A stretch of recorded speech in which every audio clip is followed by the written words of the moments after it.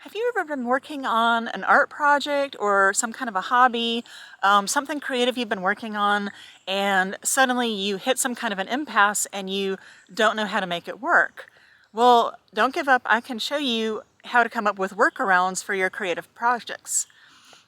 I'm Manda McKay. I'm a professional artist, and I've been making these videos to help people become the most creative versions of themselves.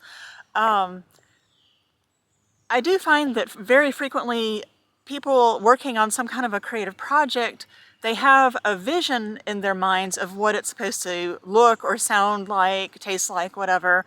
And the more that you have a specific vision, then maybe the more likely it is that you're going to hit some kind of an impasse where you feel like it's not working. So I'm going to show you some different examples and some different ideas for finding the workaround when you do find yourself in some kind of a block like that. So I'm mostly an oil painter, and I'll give you one example. A painting I did last year, I work from reference photos that I take, and so for this painting I wanted to have a Luna moth perched on a fossil seashell. So I've tried to find a Luna moth. It's kind of hard to do because they're nocturnal and then they blend in with the leaves really well. So for several days in a row, I left the lights on outside, hoping that one would be waiting on the window in the morning, and it didn't happen. But so, and of course, that's something that I can't really control, is getting a moth to appear like that. So I tried to think like, well, what could I do instead? Now I knew that I did have a photo I had taken a few years prior of a Luna moth, and it was sitting on a brick wall.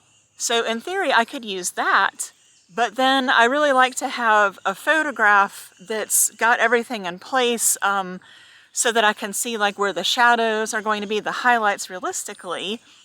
So that still wasn't going to necessarily work if I took a photo of the shell and then I had a separate photo of the Luna moth.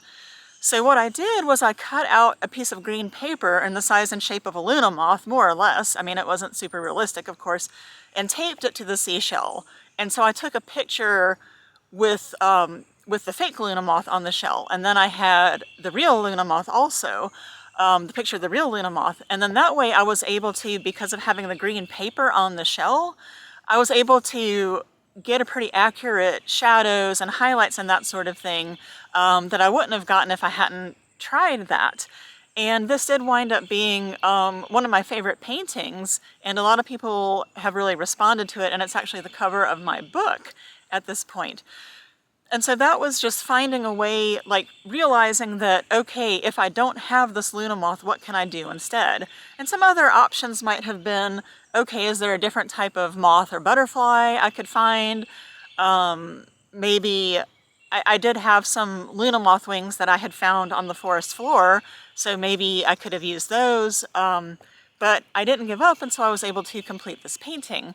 Now, another example that I had a year or two ago, I was doing an animation for a client, and they wanted to have where somebody throws a sandwich at a caseworker and it hits her on the shoulder or something, and it leaves like a mustard stain on her clothes. And the problem with this was that the client wanted me to use the program Vyond. Vyond is a really good animation program where it has like a lot of, it's done most of the work for you. It has characters, it has props, it has preset movements. So that's great. So it was easy to have a character and then, okay, here's a sandwich. But it doesn't have, if you want to do really precise animation, it can be difficult compared to something like Adobe Animate, which you have to do all the work. But if you want to do some kind of a complicated animation, that's a good program to use. So anyway, the sandwich was supposed to hit this caseworker, and I had this concept in my head of a point of view shot with the sandwich flying towards the camera. There's not really a camera, but just imagine a camera. And then it falls apart in midair, and then the one slice of bread with mustard on it smacks against the camera and then just kind of slides off. I tried for an hour and a half to get that to work, and I honestly do not know exactly why it didn't work. But I was trying to have just the different pieces like slices of bread and a tomato and that kind of thing, and just have them getting larger and kind of going on an arc so that it seems like they're getting larger, like they're coming towards you. I don't know why I could not get that to work. So I really, analyzing it, I don't know. It just wasn't looking right. So finally I had to give it up and come up with something completely different. So the different thing was using one of their preset motions to throw something and putting in the sandwich. And I had to do it really, I had to make it move really quickly, because if you slowed it down, you could tell it was not precise. It was covering up a football that the arm was throwing. And then I cut to a shot of the surprised-looking caseworker with a piece of bread hitting her and right away bouncing off so that you can't tell how imprecise it is, and then just having like a yellow paint stain that they had on her shirt. And it actually worked really, really well, and the client was very happy with it. But it was completely different than what I had in my mind as the vision of how this would work with the sandwich. But I just couldn't make it work, so I had to find something else to do. And you may be in a position where you feel like you just have to make it exactly like you want it, and that's fine. But in that case, with, for example, the Luna moth, I may have been waiting years to come across a live Luna moth that I could pose on the shell for a photo. So if you find yourself in this kind of a position, well, first of all, you have to ask yourself, what exactly is the problem?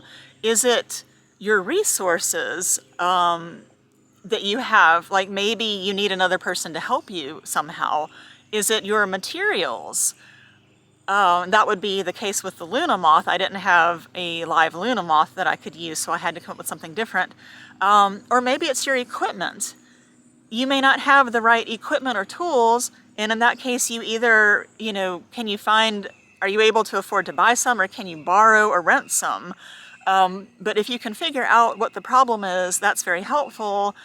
In the case of the flying sandwich, I wasn't able to switch to the different program because the client insisted on using that one program. And honestly, I couldn't figure out why it wasn't working, just that it wasn't giving the effect that I wanted.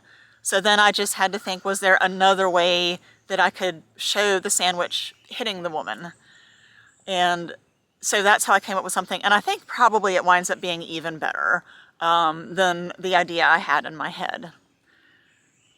But it's really important, if you do want to have some sort of a body of work, especially, as opposed to just, you're painting because you like painting and you don't really care how it turns out. But if you want to have something finished to look at, or just some kind of a body of work, then you definitely need to get into the practice of coming up with these workarounds.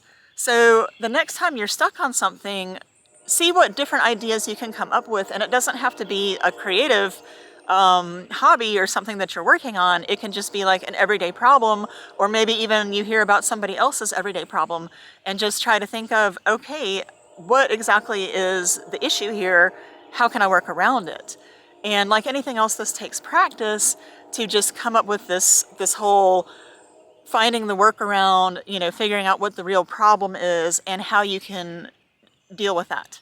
But if you're able to, that will make it much, much easier for you to complete whatever it is that you're working on, and come up with some kind of a body of work if that's what you're going for. Well, I hope that you found this video to be useful. Let me know in the comments. Again, my name is Amanda McKay, and thank you so much for watching.